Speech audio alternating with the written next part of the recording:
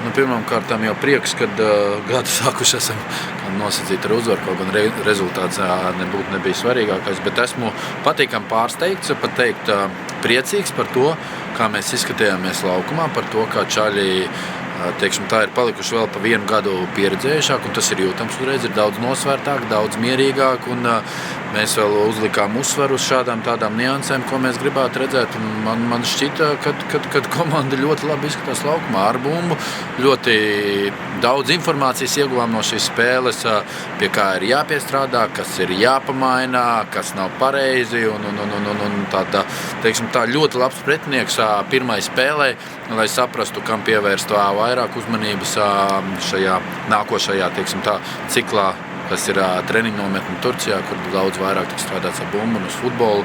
Līdz ar to ļoti labs pretinieks, un esmu apmierināts, ka šī spēle izdevās, un visi spēlētāji devās laukumā un ar lielu vēlmi un lielu gribu aizvadīja visas sevis atvēlētās minūtes. Pastāst, lūdzu, kā Valmiera FC kopumā gatavojās jaunajai sezonai? Varbūt ir kāda atšķirība ar iepriekšējiem gadiem? Principā lielākā atšķirība varētu būt tā, ka daļa komandas bija jau decembrī aizbraukuši pavostīt, tā teikt, silto gaisu, un līdz ar to viņiem tas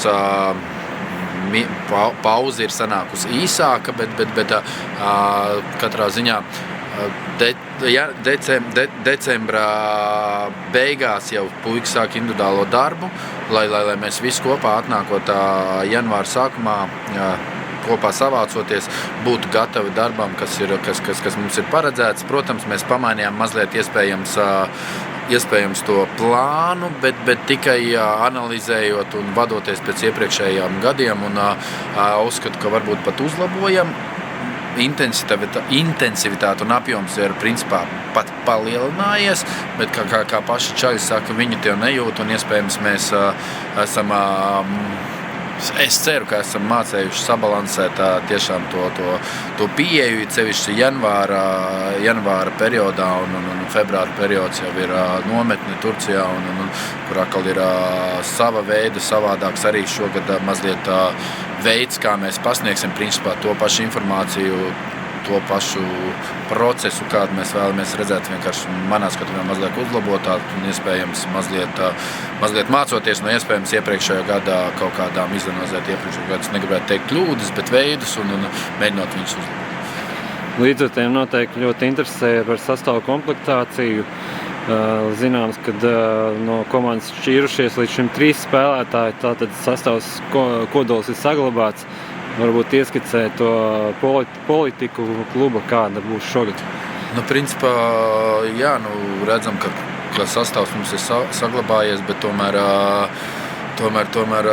ir arī jaunas sejas parādījušās, jau esat pamanījuši, jaunas vecas sejas, gribētu arī tā teikt, un kur arī spēlētāji ir palikuši pieredzējušāki, jau spēlētāji, kur bijuši pie mums un zina mūsu prasības, un iespējams tieši tāpēc arī mēs, ja šeit runāja par Lukas Vapni, ja esam viņu ieguvuši savā rīcībā, jo jūtam un zinām viņa spējas un uzskatām, ka viņš mums šogad ļoti daudz varēs palīdzēt, bet politika nav mainījusies. Mēs meklējam spēlētājus, gados jaunus spēlētājus, un jā, daudz jautāju ir pametuši spēlētāji, iespējams, bet jūs paši zināt, Valmieras kluba politika spēlētājs.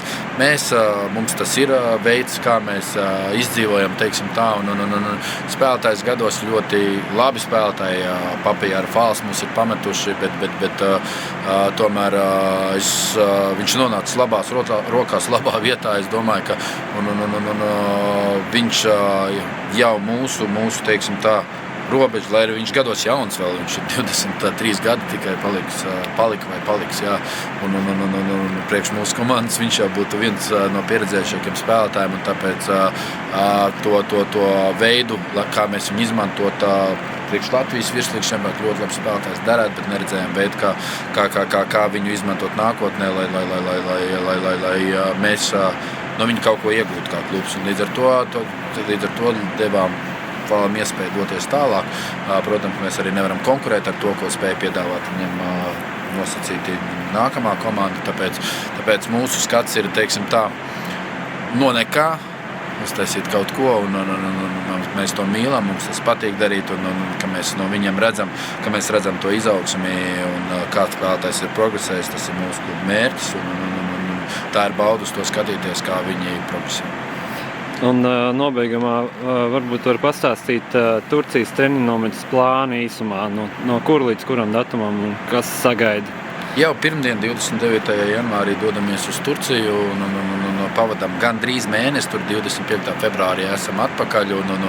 Principā ar to arī viss nebeidzas. Mazliet arī to plānu mēs esam pamainījuši. Sākumā gribējām doties pa taisno Somijas virzienā, lai uz mākslīgā seguma laukumiem iekštāpās vēl, lai mums tā pārēja no karstuma, augstumā nebūtu tik krasa. Tad gribējām vēl nedēļu paviesoties Somijā, uzspēlēt ar Somijas virslīgas klubiem un arī tomēr iekštelpās aizvadīt treniņu nometni mākslīgā seguma laukumiem, bet tomēr mazliet plāni mainījās, jo nebija tik viegli tur visu sakārtot, bet tāpatās to nometni mēs aizvadīsim tādā pašā veidā, bet tas jau būs Latvijā vai šeit, Vīlandē, teiksim tā, kura mums šīs pirmssezonas tādas kā mājas kļuvušas, braucam mēs uz šejieni, trenējamies un tā mēs redzēsim, bet katrā ziņā 25. mēs atgriežamies no Turcijas un vēl līdz sezonai gatavojamies, teiksim tā pamazām no siltumā, sākumā iekštelpās un nedēļu līdz spēlēm mēs ejam ārā, lai būtu gatavi jau sezonas pirmajai spēlē. Paldies!